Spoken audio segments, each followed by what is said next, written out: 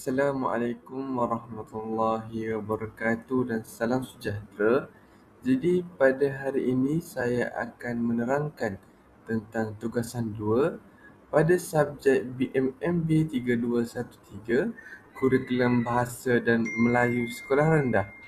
Jadi strategi pembelajaran yang kami pilih adalah pembelajaran berpusatkan murid. Jadi pertama sekali saya ucapkan terima kasih kepada Dr. Rosli bin Abdul Rahman kerana banyak membantu kami dalam subjek ini. Jadi pepatah Melayu ada mengatakan tak kenal maka tak cinta.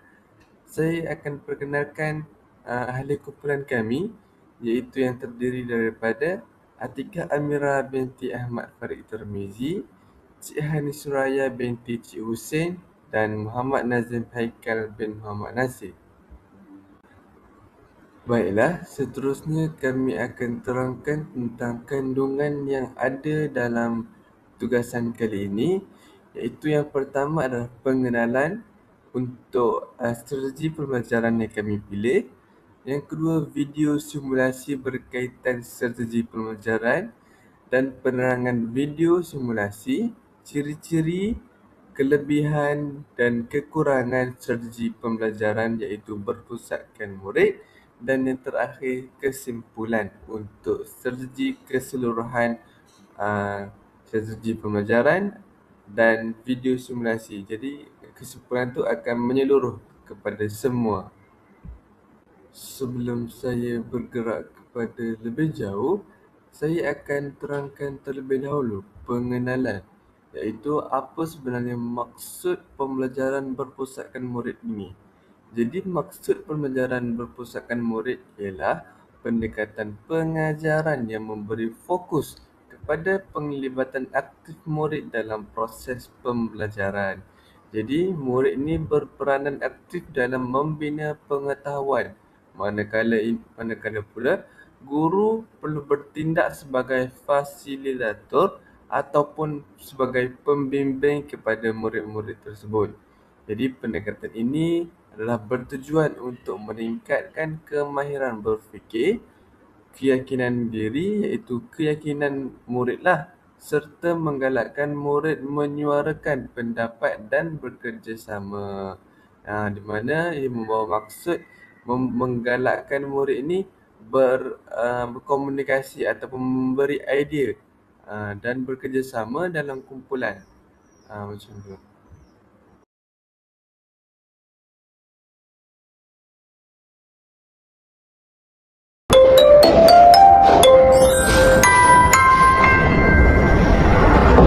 Assalamualaikum warahmatullahi wabarakatuh dan selamat pagi semua. Waalaikumsalam warahmatullahi wabarakatuh. Assalamualaikum. Semua sihat ke? Sehat. Ada makan ni semua? Dah. Ya ke? Okey. Hari ini cikgu nak ajak kamu semua belajar tentang sesuatu yang sangat penting dalam kehidupan kita. Apa dia cikgu?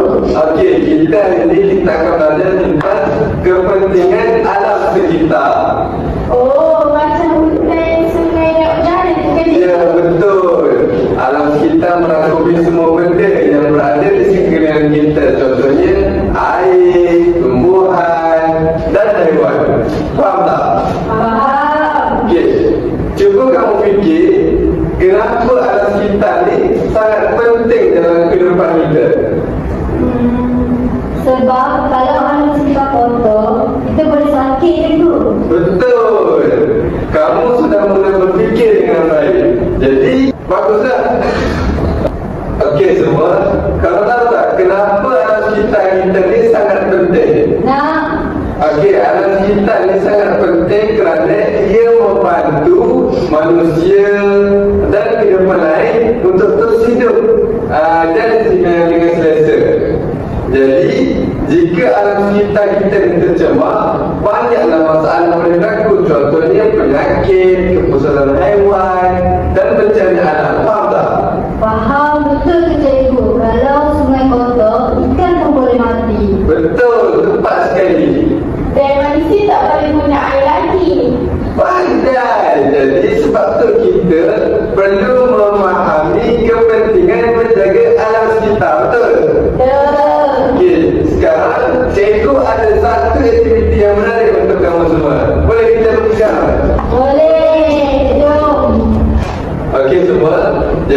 aktiviti kita ni, cikgu nak kamu secara berpasangan bincang tentang kepentingan menjaga alam sekitar.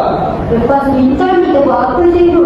Kamu perlu menghasilkan satu slide pembentangan menggunakan aplikasi gambar.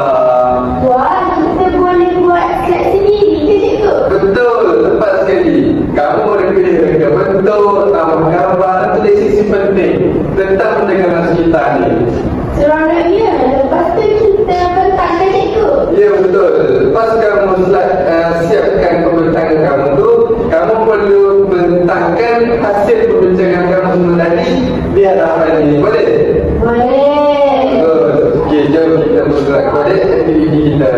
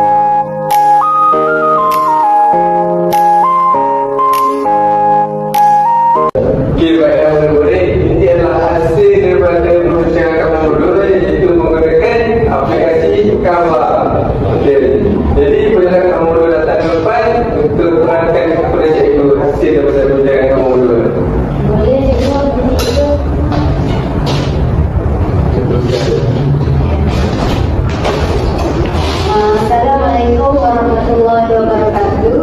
Ini merupakan hasil perbincangan kami, iaitu kami akan membentangkan kepentingan melestarikan alam sekitar. Yang pertama ialah menjaga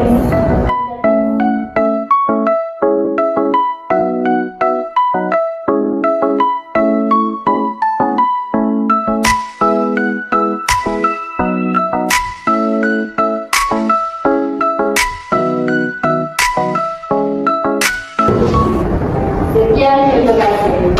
Ya, baiklah, terima kasih kepada kamu dua kerana telah menghasilkan perbincangan dan hasil gambar dari kamu berdua lah. Jadi terima kasih dan tanya kepada kamu berdua. Terima kasih cikgu. Okey, sekarang cikgu ada satu soalan untuk kamu semua. Apakah langkah yang boleh kita lakukan untuk menjaga alam sekitar? Saya nak jawab cikgu. Okey, apa dia? Kita boleh mengamalkan kita semula. Saya cikgu, kita juga tidak boleh membuang sampah merata-rata. Okey, satu lagi. Cikgu, kita juga boleh menanam lebih banyak pokok. Betul, bagus. Jadi kamu semua telah memberikan idea dan kefahaman yang baik untuk tajuk kita pada hari ini, iaitu kepentingan menjaga alam sekitar. Baik, kita dah selesai pembelajaran kita pada hari ini, iaitu kepentingan menjaga alam sekitar. Jadi cikgu nak tahu refleksi daripada kamu dua. Apakah yang kamu belajar pada hari ini? Hari ini saya belajar tentang pentingnya menjaga alam sekitar. Okey, betul. Awak Saya tu juga belajar berkisah dan kulit. Saya rasa seronok kerana kita boleh menggunakan teknologi untuk belajar. okey, betul. Bagus. Jadi saya rasa kamu berdua telah faham tentang tajuk kita pada hari ini. Jadi setakat itu saja kelas kita pada hari ini. Assalamualaikum warahmatullahi wabarakatuh.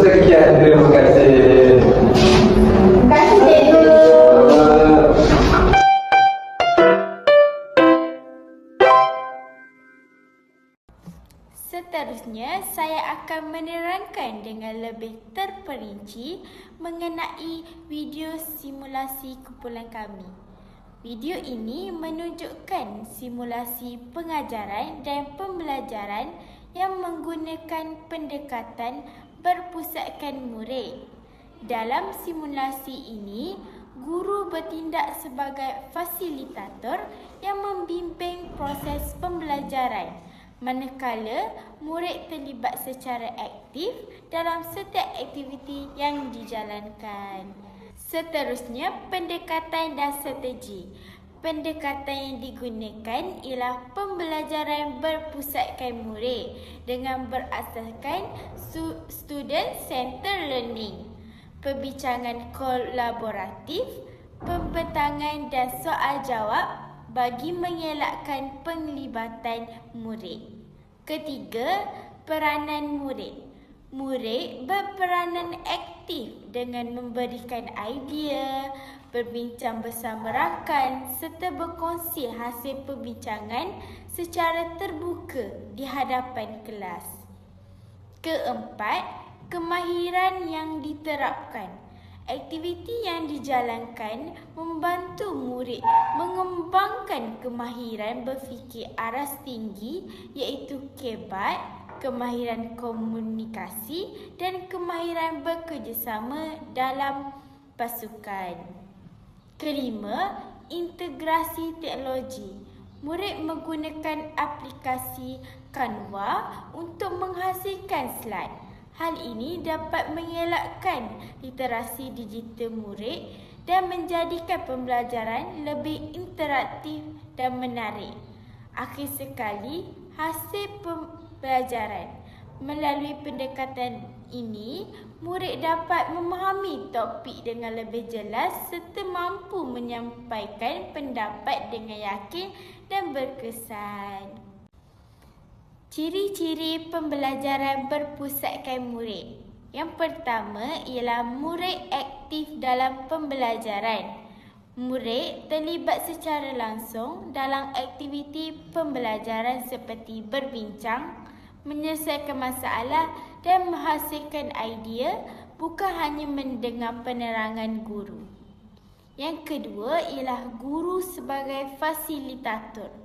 Guru berperanan membimbing, memberi sokongan dan menyediakan persekitaran pembelajaran yang sesuai supaya murid dapat meneroka pengetahuan sendiri.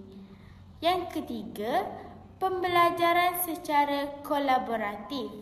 Murid bekerjasama dalam kumpulan untuk berkongsi idea, berbincang dan menyelesaikan tugasan secara bersama. Yang keempat ialah menggalakkan kemahiran berfikir aras tinggi iaitu KEBAT. Murid digalakkan untuk menganalisis, menilai dan mencipta idea baharu melalui aktiviti yang mencabar pemikiran mereka. Yang kelima ialah pembelajaran berasaskan pengalaman. Murid belajar melalui pengalaman sebenar seperti eksperimen, simulasi atau aktiviti yang berkait dengan situasi kehidupan harian mereka. Akhir sekali, aktiviti pembelajaran pelbagai dan menarik.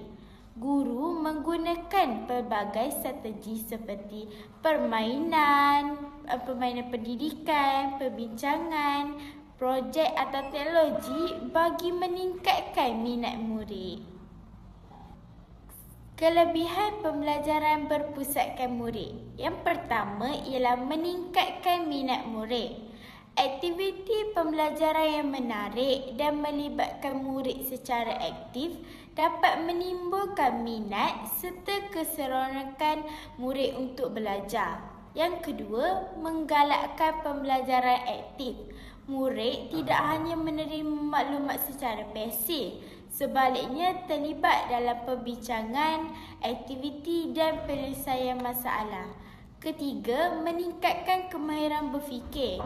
Murid digalakkan untuk menganalisis maklumat, membuat penilaian dan menghasilkan idea baharu melalui pelbagai aktiviti pembelajaran. Yang keempat, meningkatkan keyakinan diri. Apabila murid ni diberi peluang untuk menyuarakan pendapat dan membuat keputusan, mereka akan lebih yakin dengan kebolehan diri sendiri. Yang kelima, menggalakkan kerjasama. Aktiviti berkumpulan ni sebenarnya membantu murid belajar bekerjasama, berkongsi idea dan menghormati pandangan rakan yang lain. Yang keenam, menggalakkan kreativiti. Murid diberi ruang untuk menghasilkan idea, penyelesaian dan hasil kerja yang kreatif melalui pelbagai aktiviti pembelajaran. Terusnya kita masuk kepada kekurangan pembelajaran berpusatkan murid. Yang pertama, memerlukan masa yang lebih panjang. Aktiviti pembelajaran yang menarik dan melibatkan murid secara aktif dapat menimbulkan minat serta keseronokan untuk belajar. Yang kedua, memerlukan perancangan rapi daripada guru. Guru perlu menyediakan aktiviti, bahan dan strategi pengajaran yang sesuai supaya pembelajaran berjalan dengan berkesan. Yang ketiga, tidak semua murid aktif. Sesetengah murid ni mungkin pasif, malu atau kurang yakin untuk memberi pandangan semasa aktiviti dijalankan. Dan yang terakhir, ia memerlukan kemudahan dan sumber yang mencukupi. Sesetengah aktiviti memerlukan bahan bantu mengajar, teknologi atau ruang yang sesuai yang mungkin tidak selalu tersedia. Contoh aktiviti yang boleh digunakan. Yang pertama, perbincangan kumpulan. Murid berbincang dalam kumpulan kecil untuk menyelesaikan tugasan atau membincangkan sesuatu topik. Aktiviti ini menggalakkan murid berkongsi idea dan juga bekerjasama di dalam pasukan. Yang kedua, pembentangan murid. Murid membentangkan hasil kerja mereka atau perbincangan di hadapan kelas. Aktiviti ini dapat meningkatkan keyakinan diri dan juga kemahiran komunikasi murid. Yang ketiga, pembelajaran berasaskan projek. Murid menghasilkan sesuatu projek seperti poster atau video berkaitan topik pelajaran. Aktiviti ini menggalakkan kreativiti dan juga pemikiran kritis murid. Dan yang keempat, aktiviti soal jawab. Guru mengemukakan soalan dan murid memberikan jawapan atau pendapat mereka. Aktiviti ini dapat membantu murid berfikir secara aktif. Yang kelima, penggunaan aplikasi interaktif. Murid menjawab kuis atau berkongsi idea mereka menggunakan aplikasi digital. Aktiviti ini menjadikan pembelajaran ini lebih menarik dan interaktif. Seperti contoh simulasi. Kesimpulannya, pembelajaran berpusatkan murid merupakan pendekatan penting dalam pendidikan abad ke-21. Pendekatan ini dapat meningkatkan penlibatan murid, menggalakkan pemikiran kritis dan membantu murid membina pengetahuan secara aktif. Oleh itu, guru perlu menggunakan pelbagai strategi pengajaran yang berpusatkan murid bagi memastikan pembelajaran lebih berkesan. Itu sahaja. Jadi itu sahaja keterangan untuk strategi pembelajaran berpusatkan murid daripada kami. Assalamualaikum warahmatullahi wabarakatuh. Sekian, terima kasih.